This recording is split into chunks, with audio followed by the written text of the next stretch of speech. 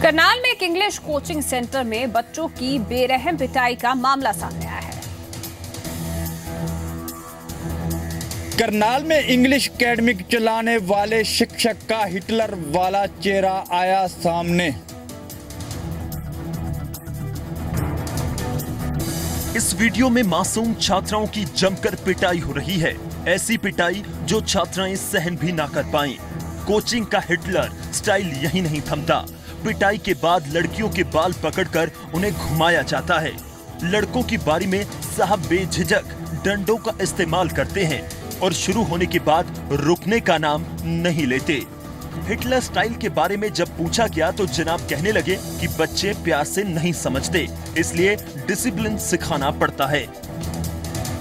बाल पकड़ के आप ऐसे घुमा रहे हैं तो इसको कितना सही समझते हैं? प्यार से भी समझाया जा सकता है। नॉर्मली 5, 6, 7, 8, 10 बार प्यार से कहने के बाद पेरेंट्स भी डिमांड करते हैं कि नहीं बच्चे का हमें रिजल्ट चाहिए। बहुत सारे पेरेंट्स आते हैं कि आप डिफेंस से हैं, आप बच्चों को कैसे भी पनिशमेंट दे दें लेकिन हमें रिजल्ट चाहिए, बच्चे को बाहर भेजना है, उसे ट्रेन करना है। तो उस केस में हम कोशिश करते हैं कि बच्चे को थोड़ा और डिसिप्लिन से। लेकिन मारना आप उचित समझते हैं? अगर आप मार नहीं, फिजिकल पनिशमेंट वैसे कहीं उचित नहीं है। फ्रॉम हार्ट ऑफ हार्ट अगर हम दिल की बात बोले नहीं है, बट किसी वक्त ऐसा होता है कि बच्चा बार बार कहने के बाद भी नहीं कर रहा है तो थोड़ा सा उसके साथ स्ट्रिक्ट हो जाए। फौज से रिटायर्ड इस शख्स की टीचिंग स्टाइल की अन्य शिक्षकों ने कड़ी आलोचना की है। वहीं पुलिस का कहना है कि आरोपी के खिलाफ केस दर्ज कर लिया गया है। का रोल है उनको सुधारना। पनिशमेंट होती है, थोड़ा डराया धमकाया जा सकता है, लेकिन इतनी बड़ी पनिशमेंट अगर मान लीजिए कोई बच्चा लड़की ये फील कर जाए कि तेरे बाल पकड़कर तुझे पीटा जा रहा है लड़का सरेआम, तो इससे क्या लेसन जाएगा। और प्रकार का जो रवैया है वो मानव अधिकारों के विपरीत है, महिला अधिकारों के विपरीत है और टीचिंग कोड के विपरीत है। ये कॉग्निजेबल ऑफेंस के आधार पर हमने केस रजिस्टर किया है। उस केस की इन्वेस्टिगेशन चल रही है और जो भी फैक्ट सामने आएंगे उसके मुताबिक उस केस में कार्रवाई की जाएगी। बताया जा रहा है कि आरोपी टीचर 15 साल तक डिफेंस में अपनी सेवाएं दे चुका है। करनाल से कमरजीत सिंह विरक, जी मीडिया।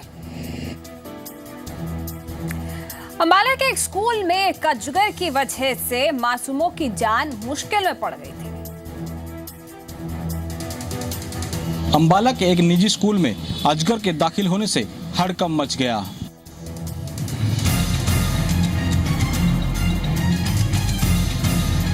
अम्बाला में NH1 के साथ सटे निजी स्कूल में सफाई कर्मचारियों के उस वक्त होश फाख्ता हो गए जब स्कूल की खिड़की से अजगर को लिपटे देखा।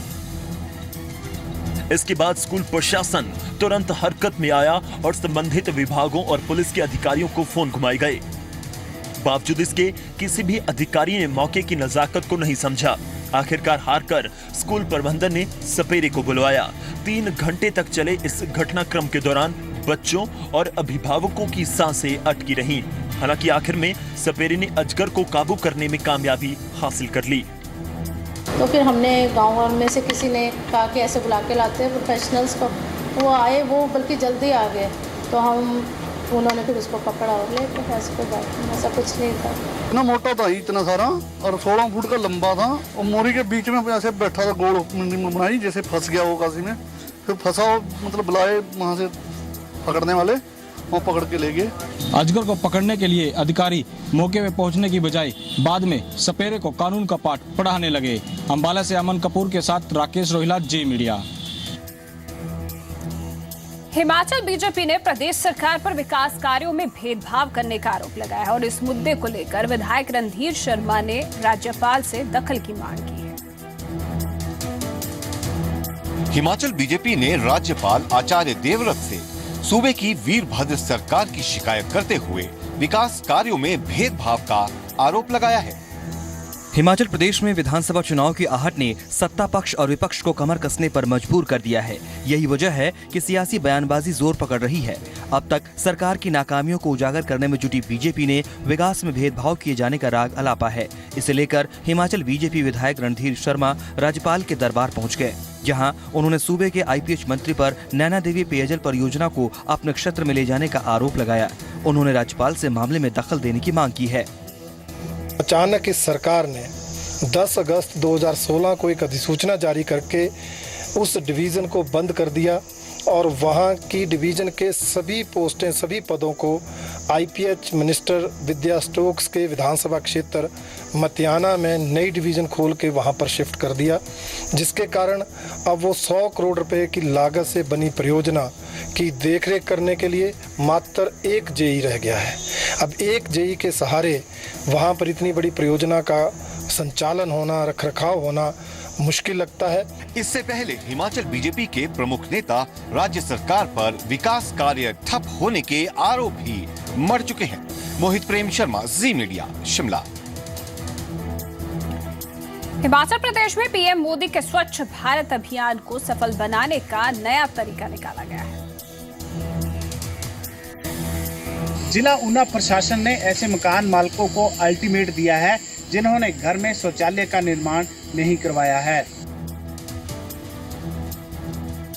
हिमाचल में पीएम मोदी के स्वच्छ भारत अभियान को सफल बनाने का नया तरीका निकाला गया है। ऊना जिला प्रशासन ने खुला शौच मुक्त एवं स्वच्छ पेयजल अभियान शुरू कर लोगों को जागरूक किया और लगे हाथ अल्टीमेटम भी दे दिया। प्रशासन के मुताबिक जिनके घरों में शौचालय नहीं बना है उन्हें 10 अक्टूबर तक का समय दिया गया है और तय समय सीमा में शौचालय नहीं बना तो बिजली पानी की सप्लाई से हाथ धोना पड़ेगा। तो हमारा ये भरसक प्रयास है कि हम ऊना जिले को ODF बनाएं। इसके लिए हम बहुत तरह की स्ट्रेटजीज के ऊपर काम कर रहे हैं। एक तरफ प्रयास ये चल रहा है कि जो लोग नहीं बना रहे उनको व्यक्तिगत स्तर पे टास्क फोर्स बनाई गई है, उनको कांटेक्ट करें। साथ के साथ हम लोगों के ऊपर एक दबाव भी रख रहे हैं, प्रेशर भी रख रहे हैं कि अगर वो नहीं बनाएंगे तो कुछ ऐसे कदम उठाए जाएंगे जो सख्त किस्म के कदम होंगे। 10 अक्टूबर तक शौचालयों का निर्माण नहीं किए जाने पर बिजली और पानी के कनेक्शन काट दिए जाएंगे।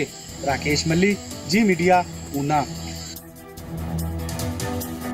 दिल्ली के सिविल लाइंस में आज बीजेपी के कार्यकर्ताओं के विरोध को देखकर लोग चौंक गए। बीजेपी कार्यकर्ता दिल्ली सरकार का श्राद्ध कर रहे थे।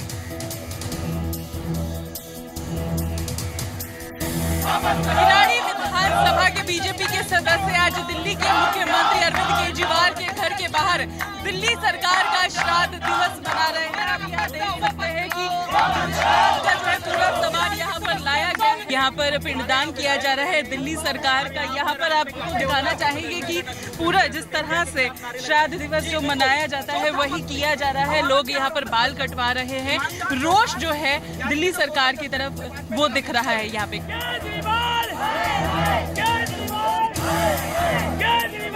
दिल्ली की किराड़ी विधानसभा के बीजेपी नेता और कार्यकर्ताओं ने अपनी मांगों को पूरा ना करने पर ये विरोध जुलूस निकाला है।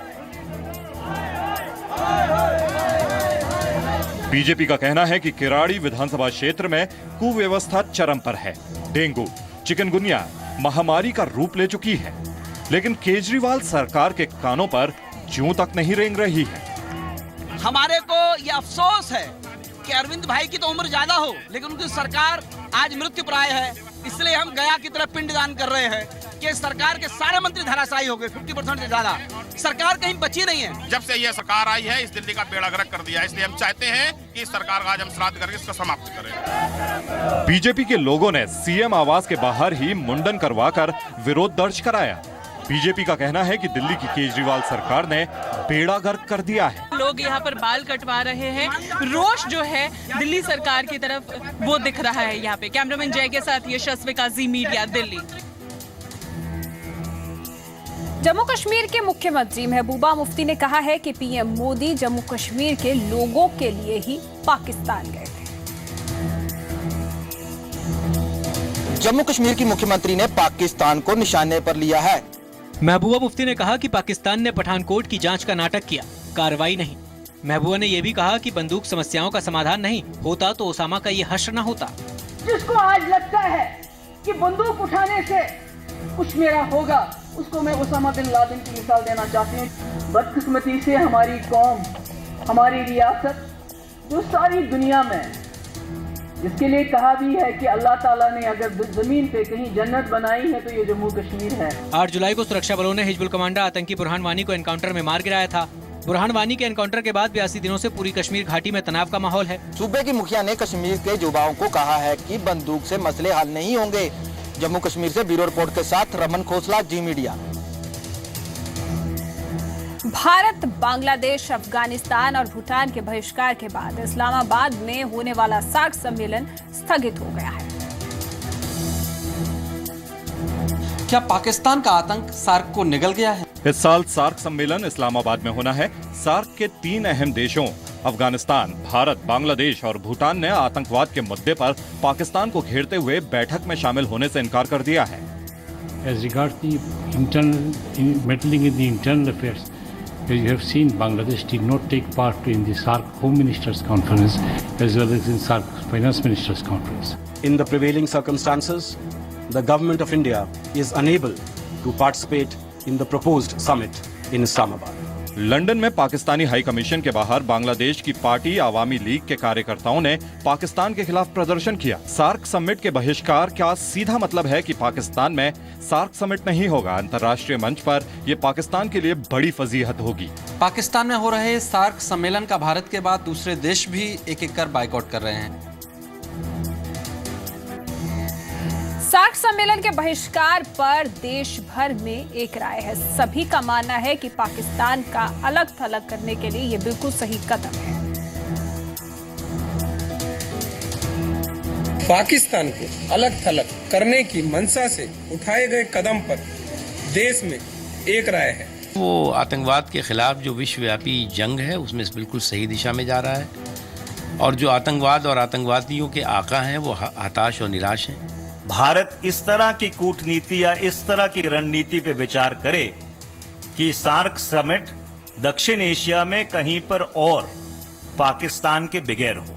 भारत को अपने सारे डिप्लोमेटिक चैनल्स को यूज करके अब पाकिस्तान को टोटली आइसोलेट करने का प्रयास। India pulls out of the SAARC summit, that summit can not be held, and to have other countries siding with India on this issue means that Pakistan is definitely isolated even within our own region. Pakistan अगर लगातार हमारे ऊपर ये आतंकवादी हमले करता है तो सार्क का मतलब क्या है? सार्क को जो है नेपाल को बता दिया गया है कि भाई ये नहीं होगा। यानी south Asian association for regional corporation south Asia के 8 देशों का इकोनॉमिक और पॉलिटिकल ऑर्गेनाइजेशन है। इसकी शुरुआत 8 दिसंबर 1985 को बांग्लादेश की राजधानी ढाका में हुई थी। फिलहाल भारत, पाकिस्तान, अफगानिस्तान, बांग्लादेश, श्रीलंका, नेपाल, मालदीव और भूटान सार्क के सदस्य हैं। पाकिस्तान ने इस मुद्दे पर बयान जारी करते हुए भारत के फैसले को दुर्भाग्यपूर्ण बताया है। ब्यूरो रिपोर्ट के साथ विनोद मित्तल, जी मीडिया। सिंधु जल संधि को खत्म करने की खबरों के बाद पाकिस्तान में हलचल मच गई है। सिंधु नदी जल समझौते को लेकर भारत के कड़े रुख के बाद पाकिस्तान बौखला गया है। सिंधु जल समझौते को तोड़ने पर अंतर्राष्ट्रीय अदालत का दरवाजा खटखटाने के पाकिस्तान के बयान पर राजनीतिक दलों ने प्रतिक्रिया दी है। सभी दलों ने एक सुर में पाकिस्तान के बयान को खारिज कर दिया है। प्रधानमंत्री मोदी जी की सरकार एक व्यापक रूप से हर पहलू को देख रहा है कि हम लोगों को क्या करना चाहिए एक देश के रूप में पाकिस्तान का सामना करने, और उन्होंने बड़े स्पष्ट रूप से मोदी जी ने कहा है कि इस बार अदंडित नहीं छोड़ा जाएगा। अदालत के ऊपर ही क्यों सर राज आपको चलाना है? लोगों ने वोट आपको दिया है, कोर्ट को नहीं दिया है। सब चीजें कोर्ट के सर पे क्यों डाल रहे हैं? देखिए, एक ट्रीटी 2 देशों के बीच में होती है। जब तक दोनों पार्टनर विलिंग है और सामान्य परिस्थितियों में एक दूसरे की सुविधा का ख्याल रख के, अगर वो स्थिति नहीं है तो हर देश को अधिकार है कि उसको रिव्यू करे, और भारत के पास भी अधिकार है। सिंधु जल संधि के तहत 6 नदियों का पानी भारत पाकिस्तान को देता है। जम्मू कश्मीर की 3 नदियां सिंधु, झेलम और चेनाब संधि में शामिल हैं। पंजाब की 3 नदियां रावी, ब्यास और सतलुज भी संधि में शामिल हैं। 6 नदियों का 80.5% पानी पाकिस्तान इस्तेमाल करता है। भारत अपनी ही नदियों का सिर्फ 19.5% पानी इस्तेमाल करता है। 6 नदियों के पानी से पाकिस्तान में बड़े हाइड्रो पावर प्रोजेक्ट चलते हैं। पाकिस्तान की कृषि में इन 6 नदियों के पानी की अहम भूमिका है। पानी रुकने के डर से पाकिस्तान विश्व बैंक के दर पर पहुंच गया है। ब्यूरो रिपोर्ट के साथ राजीव वधवाजी, मीडिया। जम्मू कश्मीर के शोपियां में पूर्व विधायक के सुरक्षा गार्ड से एक युवक ने AK-47 छीन ली। जम्मू कश्मीर के शोपियां में पूर्व विधायक के सुरक्षा गार्ड से राइफल छीनने का मामला सामने आया है। पूर्व विधायक अब्दुल रहमान के मुताबिक युवक उनके घर में चोरी छिपे घुसा, बड़ी चालाकी से AK-47 और 30 राउंड जिंदा कारतूस लेकर फरार हो गया। अलमारी खोली, अलमारी से गन निकाला। जो ही उसने अलमारी से गन निकाला तो मेरा सिपाही भी वहाँ था, वो सोया हुआ था वहाँ, उसको नजर पड़ी, फटाफट नजर पड़ी, उसने उसको आवाज मारी, क्या कर रहे हैं आप? तब तक उसने ऊपर दूसरी मंजिल में छलांग मारी। जुलाई में कुलगाम के दमहल हांजीपुरा पुलिस स्टेशन से 30 राइफलों की डकैती का मामला सामने आया था। 8 सितंबर को डीएचपुरा इलाके में आतंकियों ने एआर खांडे नाम के नेता के सुरक्षा कर्मियों से हथियार छीने। 18 सितंबर को अनंतनाग में पीडीपी नेता जावेद अहमद शेख के घर से आतंकियों ने ड्यूटी पर तैनात पुलिस कर्मियों से हथियार छीने। छीनी गई AK-47 अब्दुल रहमान के personal security guard constable Mohammad Abbas के नाम पर आवंटित है। ब्यूरो रिपोर्ट के साथ संदीप सिंह, जी मीडिया। हरियाणा के सिरसा में पढ़ी लिखी पंचायत ने अपना असर दिखाना शुरू कर दिया है। यहाँ का सावंत खेड़ा गांव अब हर वक्त सीसीटीवी की निगरानी में है। सिरसा का सावंत खेड़ा गांव अब हर पल सीसीटीवी कैमरे की निगरानी में है। हरियाणा की पढ़ी लिखी पंचायत ने अब अपना हुनर और कौशल दिखाना शुरू कर दिया है। इसका जीता जागता उदाहरण है सिरसा के उपमंडल डबोवाली का गांव सावंत खेड़ा, जिसका चप्पा चप्पा अब हर पल 37 कैमरों की निगरानी में है। जिला प्रशासन की पहल पर इन सीसीटीवी कैमरों का कंट्रोल रूम ग्राम सचिवालय कक्ष में ही स्थापित किया गया है, जिसे सुरक्षा के लिहाज से एक अहम कदम माना जा रहा है। उन्होंने खुद अपने इनिशिएटिव से 37 कैमरे लगवाए हैं पूरे गांव में, गलियों में, चौराहों पे। तो ये बहुत अच्छा इनिशिएटिव है और मैं समझती हूँ कि इससे जो भी कोई एंटी सोशल एलिमेंट्स है उन पे तो कंट्रोल रहेगा ही, और गांव की जो सेफ्टी सिक्योरिटी है वो भी मुझे लगता है सारे इश्यूज उससे सॉर्ट आउट हो जाएंगे। और इससे हमारे गांव को, लेडीज़ को, स्पेशली बच्चों को, सभी को क्राइम को कंट्रोल करने में सबसे ज़्यादा मदद मिलती है। ग्राम पंचायत का भी मानना है कि महिलाओं की सुरक्षा के साथ ही कई अन्य तरह की सुविधाएं यहाँ मिल रही हैं, जिससे लोगों को छोटे छोटे कार्यों के लिए शहर नहीं जाना पड़ेगा। इस ग्राम सचिवालय में PAN card, passport, Aadhaar card, voter card, ticket booking, जन्म मृत्यु प्रमाण पत्र और पेंशन फॉर्म जैसे कई काम यहाँ के सामान्य सेवा केंद्र से आसानी से हो जाएंगे। गांव के अंदर हमने ग्राम सचिवालय के अंदर कॉमन सर्विस सेंटर खोला है, उसके अंदर ये सारी सुविधाएं इनको प्राप्त होंगी और इसके अतिरिक्त ये अपने रेलवे की टिकट बुक करवा सकते हैं। उम्मीद की जा रही है कि सिरसा में हुई इस बेहतरीन पहल से दूसरी पंचायतों को भी प्रेरणा मिलेगी। सिरसा से विजय कुमार, जी मीडिया। लोढ़ा कमेटी की रिपोर्ट के बाद सुप्रीम कोर्ट ने बीसीसीआई पर बेहद तल्ख टिप्पणी की है। लोढ़ा कमेटी की शिकायत के बाद सुप्रीम कोर्ट ने फिर से बीसीसीआई के खिलाफ सख्त रुख अख्तियार किया है। लोढ़ा कमेटी ने सुप्रीम कोर्ट को बताया था कि प्रशासन में सुधार के लिए बीसीसीआई उनकी सिफारिशें लागू नहीं कर रही है। लोढ़ा कमेटी ने बीसीसीआई के अध्यक्ष अनुराग ठाकुर समेत कई बड़े अधिकारियों को भी हटाए जाने की मांग सुप्रीम कोर्ट से की है, जिसके बाद सुप्रीम कोर्ट ने बीसीसीआई को कड़ी फटकार लगाई। कोर्ट ने कहा कि बोर्ड अगर खुद को कानून से ऊपर समझता है तो ये गलत है और अगर वो नहीं सुधरेंगे तो हम सुधार देंगे। सुप्रीम कोर्ट के अरविंद मोहन जी को मेंशन कराया मुख्य न्यायाधीश महोदय के कोर्ट में कि रिव्यू पिटीशन पे जल्दी कोई फैसला कराया जाए, क्योंकि इस रिव्यू पिटीशन के आड़ में बीसीसीआई लोढ़ा पैनल के रिफॉर्म्स को लागू करने में आनाकानी कर रहा है। Justice Lodha notice of high court की ये इसमें हमें सच्चाई बताई। 22 जनवरी 2015 को आईपीएल स्पॉट फिक्सिंग मामले के बाद सुप्रीम कोर्ट ने जस्टिस लोढ़ा कमेटी गठन की। 4 जनवरी 2016 को लोढ़ा कमेटी ने बीसीसीआई के कामकाज के तौर तरीकों में सुधार के लिए कुछ सिफारिशें की। 18 जुलाई 2016 को सुप्रीम कोर्ट ने बीसीसीआई को 4 से 6 महीने के अंदर लोढ़ा कमेटी के अंदर सिफारिशें लागू करने को कहा, लेकिन 21 सितंबर बीसीसीआई ने एजीएम में चयन समिति का ऐलान किया। बीसीसीआई ने लोढ़ा कमेटी की सिफारिशों के उलट चयन समिति बनाई। इस मामले की अगली सुनवाई 6 अक्टूबर को होगी। ब्यूरो रिपोर्ट के साथ दिनेश कुमार, जी मीडिया।